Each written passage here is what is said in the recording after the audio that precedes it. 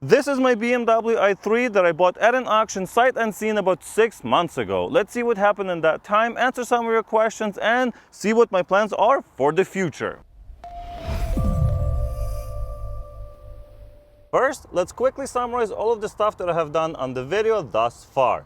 As you may know, this car was not running or even starting when I got it. So I fixed the electrical issue that was right there. I installed this rear side glass and of course, deep cleaned it in the middle of winter so it was actually drivable and not super gross. I installed wireless CarPlay and upgraded to this nice big 10-inch screen. I then fixed the start stop button for only $5 and wrapped some of the dash panels in carbon fiber vinyl, which made this entire dash look much better and more modern. I even did a little bit of maintenance when I replaced the engine oil under there and replaced the cabin air filter. After driving it for some time, I decided to make it more BMW-like and put it on lowered springs, wheel spacers, and installed 20-inch wheels and summer tires on it. At the same time, I replaced the dust covers just right there on the shock absorbers. That is actually one of the common issues on this car. Now it rides much better. I then installed LED high beams to match the main headlights and finally coated the car to increase range, added driving modes, enabled folding mirrors, and made it more usable overall. There were also a few things I've done off camera as none of them constituted a full video. If you watched my everything wrong with the BMW i3 video, I showed how the spoiler, this rear spoiler, was grinding on the roof. So I have adjusted it by loosening the 4 screws underneath from inside and physically moving it to the correct position. As you can see, it now fits perfectly. It seemed to have been popped out of place and secured well in that position. No clue how or why, but now it works perfectly. So as you can see, it goes up, no grinding at all, and it closes just as perfect. Buying a car at auction sight unseen always comes with risks, but usually it's the mechanical surprises that get you. For me though, it was the interior. I have never seen such a rough interior on any newer car. Whether it's the lack of quality of the interior or the neglect from the previous owner, this one was just bad. So I ordered a color matched leather dye and tried to fix the seats, the armrest, and the collar panel as much as I could on my own. Here are the results. It doesn't look perfect, but it's much better than before. Another expensive surprise that I was not expecting, but that just goes with buying a car sight unseen at an auction, was the windshield. It had a huge crack that was coming all the way from the bottom to almost this area right here. So next I had the windshield replaced since the crack grew larger and larger and became an eyesore, and I'm sure it wasn't safe either. I have also ordered a new surround plastic that's at the bottom there, all the way from Europe, but it's been almost a month and I still have not received it. If you have watched the video when I replaced this rear glass, you'll notice that it did not have any tints, so I added some to match the rest of the car. I have also retinted the front driver's side door since it was peeling in that one corner and it just did not look good. The glass on the hatch also had some scratches in it, so it needed to be replaced as well. So as you can see, this is new, and this is new. Did I do a perfect job? No, but it looks decent enough. While working on the tint in the back here, I noticed how sticky and dirty and gross and just filthy this panel was, so it had to be cleaned. Removing it also made it much easier to remove all of the remaining glue from the old tints and installing the new film. It just made it so much easier, and it's honestly very easy to remove. You just have to remove 4 screws right here and then it just pops off. It also allowed me to properly clean and restore this plastic panel. I used this lightweight expandable hose that was sent to me by Via Nasi. My house only has one outside water faucet, so normally I have to connect a few hoses together, which takes a lot of space and is hard to manage. Not to mention it's also heavy. But this expandable hose weighs only 5 pounds and expands to 100 feet from just water pressure.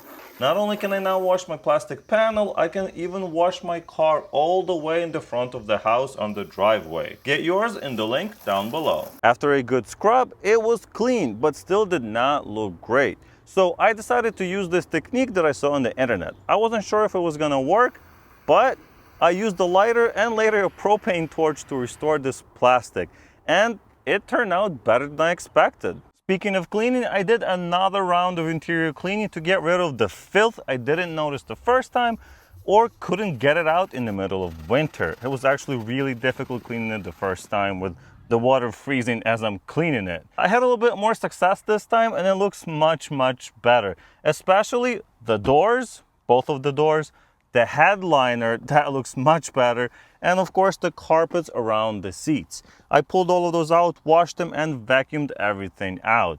Is it perfect?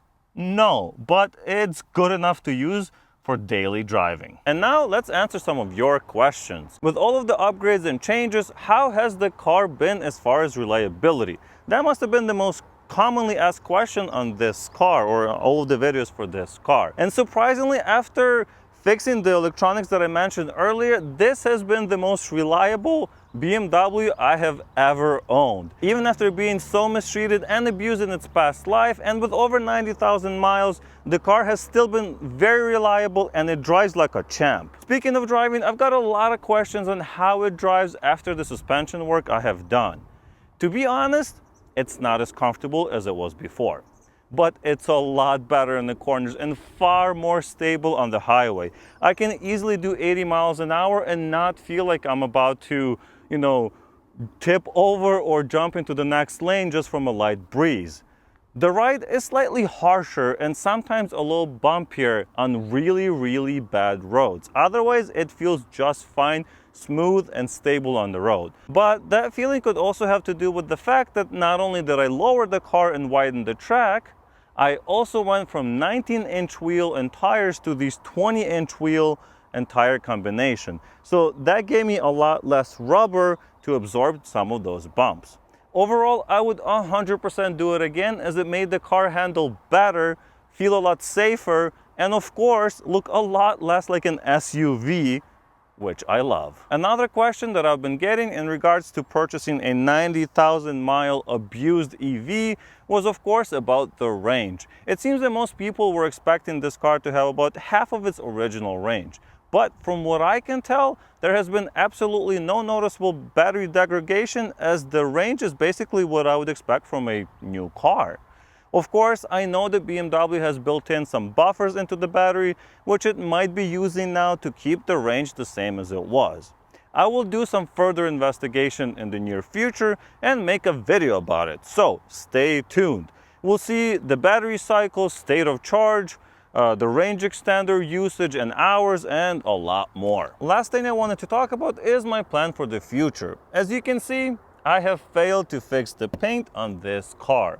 By now, I wanted to have the body panels painted or wrapped, but being a small YouTuber, my budget had to go somewhere else for a while, and I've also just ordered a new bumper and fenders for my BMW 335 project, which will take preference to this at least for a little bit. I'm hoping to paint the hood and attempt wrapping it myself.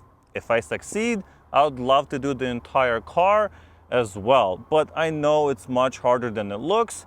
And of course, if it doesn't work, I'll just take it to a real shop and get it wrapped properly. Under the front trunk, I have not done much progress either. I haven't fixed the front storage box like I said I would, since honestly I never really use it. I just have my spare portable charger cable here and that's it.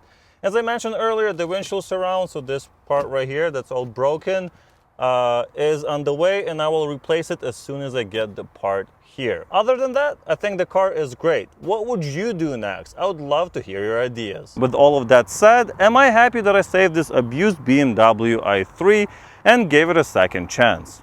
Absolutely. Not only have I learned a bunch working on this car, I've also got it at a perfect time.